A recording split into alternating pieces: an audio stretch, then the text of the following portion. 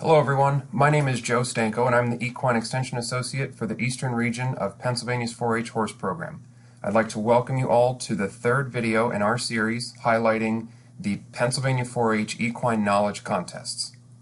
In this video we will be reviewing some more of the details and rules of our horse judging contests, how to correctly fill out your placing card, the criteria for judging halter, and a practice halter class with a sample set of reasons. I'd like to take this opportunity to remind you all that the Pennsylvania 4-H Equine Knowledge Contests have moved on separate days, with our Horse Bowl and Hippology contests being on May 11th and our horse judging contests being held on June 14th. Again, our PA 4-H horse judging contest will be held on June 14th in State College at the Ag Arena. Some more rules and details to keep in mind. Since we're focusing on halter in this video, our halter division will consist of 4 total classes. Classes may include any breed depending on the availability of horses. Please see the complete list of contest rules for details on all eligible breeds. Within these breeds, classes will consist of either mares, geldings, or stallions, and they will also be placed in classes depending on age. All are to be judged of sound limb, eye, wind, and mouth. Team members are to be divided into 4 different groups, A, B, C, and D, and they will also be assigned a group leader. There's to be absolutely no talking by any contestant during the contest. Talking is grounds for disqualification, and any questions should be directed only to the group leader. Possession of cell phones during the contest is highly discouraged. If contestants have cell phones, they are asked to be turned off, and they may not be used while the contest is in progress. If a contestant is found to be using a cell phone while the contest is in progress, they will, as their entire team, will also be disqualified. Contestants should wear attire appropriate for judging horse shows or competing in a state contest. Shorts, sandals, open-toed shoes are not appropriate attire. Contestants shall not wear any attire that will in any way reveal their identity, club, or county of origin. Hats are also prohibited. Contestants with inappropriate attire or footwear may not be allowed to enter the arena at the judge's discretion. In addition, they may be penalized on their reason score for inappropriate attire at the judge's discretion. During a halter class, contestants will be asked to enter the arena prior to the arrival of the horses. They must stay within their designated area, usually marked by cones within their group. Handlers are numbered from 1 to 4, and the number worn by a handler or a rider is also the number of that horse. Contestants will have the opportunity to view halter horses from the side profile view, in front and in behind. They will also be able to walk around the horses carefully for a close inspection, as well as watch the horses individually track at the walk and the trot. 17 minutes will be allowed for judging of each class. Contestants can take notes during this time to prepare for their oral reasons to be given in the afternoon. Remember, seniors are to give 2 to 4 sets of reasons on either halter or performance classes. Juniors are only to give 1 set of oral reasons only on halter. And the announcer will keep track of the time and instruct the contestants and handlers of the horses on where and which direction to stand. So now the class is complete and it's time to mark your placing card. Cards for each class are given to contestants upon check-in by team or by individuals depending on how you registered. Please become familiar with your placing cards. They should look exactly like what is pictured here and may be printed on a variety of different colors. Fill in your contestant ID, not your name. For example, this contestant is on Team 22, Group C. Her ID would be 22C. This will match the ID badge sticker that you also received at check-in. Then the class name and number. Quarter Horse Yearling Fillies, class number 3. Find the placing order of your choice. All 24 possible class placings are listed in the column to the right-hand side of the card. For example, if you like horse number 2 the best, then horse number 3 second best, horse 1 third, and you like horse number 4 the least, you would mark your card as shown with an X in row I to designate your placing choice of 2, 3, 1, 4. Then double and triple check your card's information that the choice matches your decision before you hand it in. If you make a mistake, clearly change your choice or ask a group leader for a new card. It's also good practice for a contestant to write their placing again on a list in the back of their notebook and then check the placing card against that list and their notes. Then they should check all 3 placings again to match what is written before handing it in to the group leader. Once you're sure that the card is correct, you can then hand the completed card to your group leader. At the end of each contest, the official class placing and cuts for each class are announced. Remember, a panel of official judges will place each class and determine the cuts for each class. 50 points will be given for a correct placing in each class. The cut system will be used to determine the scores that deviate from the official placing. Points are then deducted from 50 for placings which differ from the official, and the amount deducted is based on the relative difference between the animals being judged. Thus, cuts are assigned to each pair. The top pair, first versus second, the middle, second versus third, and the bottom, third versus fourth. A small cut indicates that animals that are being compared are very similar, with minimal differences, and a large cut indicates that considerable and obvious differences exist. Cuts can range from values of 1 to 7 points, and the sum of all 3 cuts should never total over 15 points. Oral reasons are also based off of 50 points for each set. Individuals or teams tied will be ranked using reason scores to break ties. Okay, now moving into judging halter classes. Again, after covering the basic parts and anatomy of the horse with your team, I'd suggest transitioning into halter and conformation. Balance and quality, structural correctness, muscling, way of going, breed and sex character are all criteria to be used when evaluating a horse's conformation. They are listed here in what I would prefer their order of importance. Balance can be defined as the proportionality of the parts of the horse and how they all fit together. Quality is simply the attractiveness of the horse. A well-balanced horse can be divided into 2 equal halves. A horse should not appear to have more substance in the forequarter than in the hindquarter, or vice versa. Rather, a horse with a well-developed forequarter should have a well-developed hindquarter. As illustrated here on the left, the width of A is equal to the width of B. A well-balanced horse should also be able to be divided into 3 equal parts, as shown on the right. Imagine a vertical line drawn through the horse's heart girth and through the horse's flank.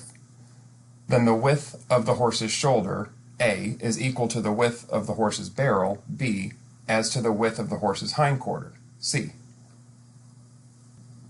This illustration on the left depicts another way to evaluate balance.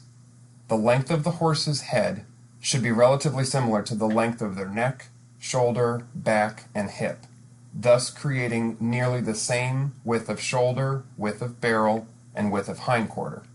A equals B equals C. As you can see on the illustration to the right, this horse is unbalanced. The length of the horse's neck and the length of the horse's back are greater than the length of the horse's head and the length of the horse's hip. Therefore, the width of the horse's shoulder is less than the horse's barrel, and that is greater than the width of the horse's hindquarter. A is less than B, and B is greater than C. In addition to balance from head to tail, a well-balanced horse should have a similar distance in heart girth as from the underline to the ground. As shown here, A is equal to B.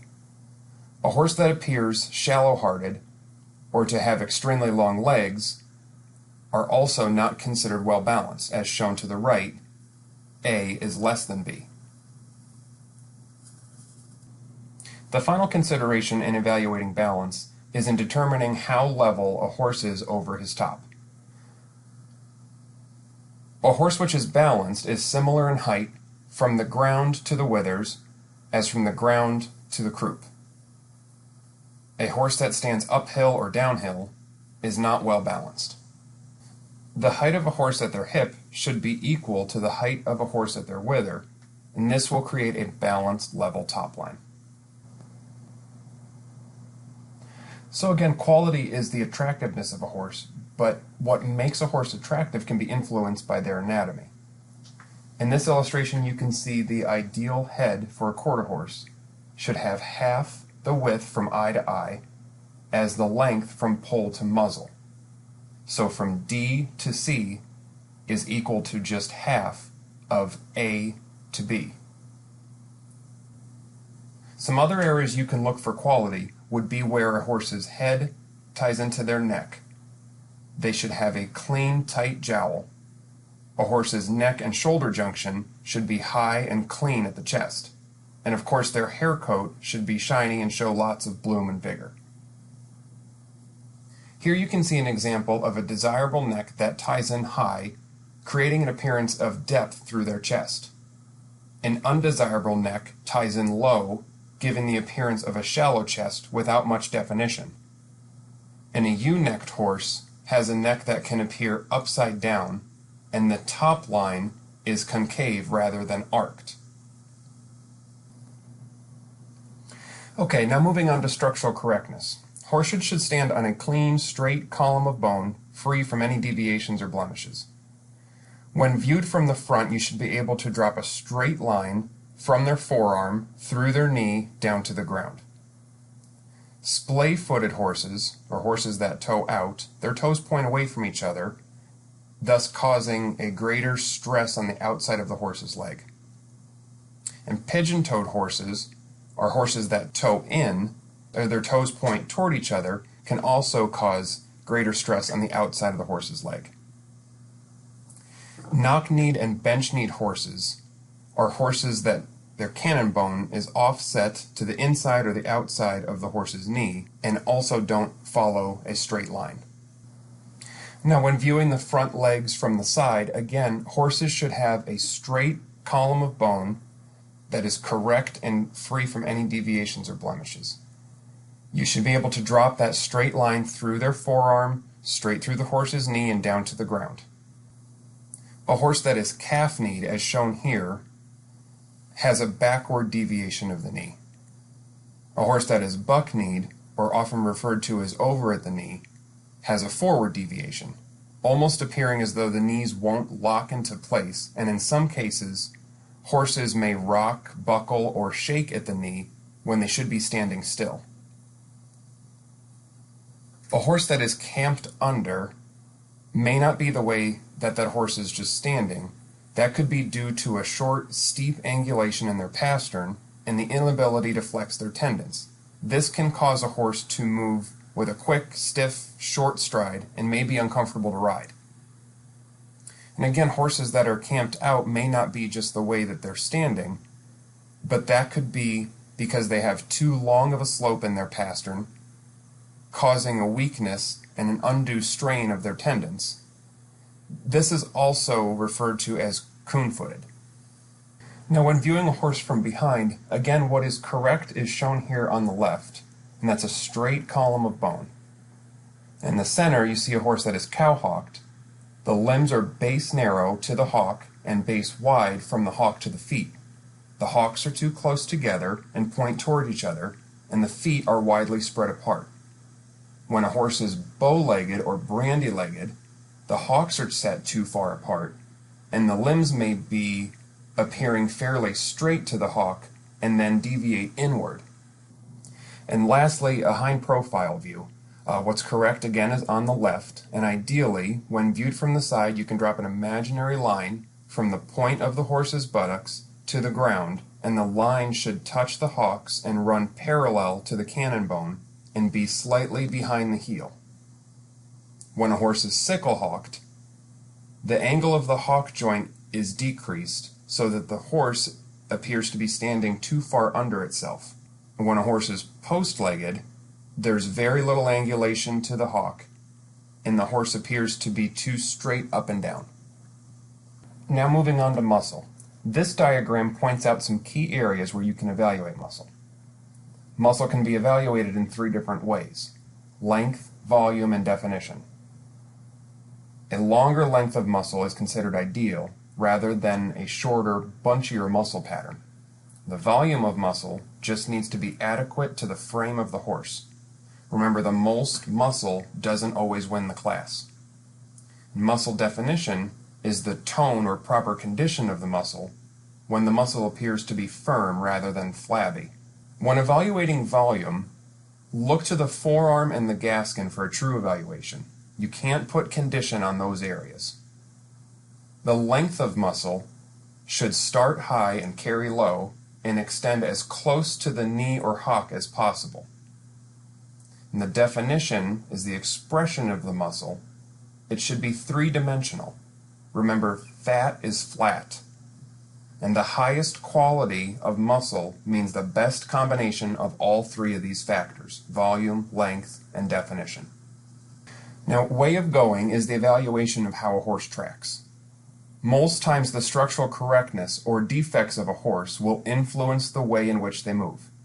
For example, if a horse is splay-footed, seen in column B, this horse may interfere or hit itself with one leg against another when they move. If a horse is pigeon-toed, in column C, this horse may wing out or paddle when they move. And if a horse is base narrow, like in column D, this horse may cross one foot over another when they track. The best way to determine this is to view a horse tracking in front of you and then to view it from behind moving away from you, and you can also see the length of a horse's stride when you watch them move from the side view.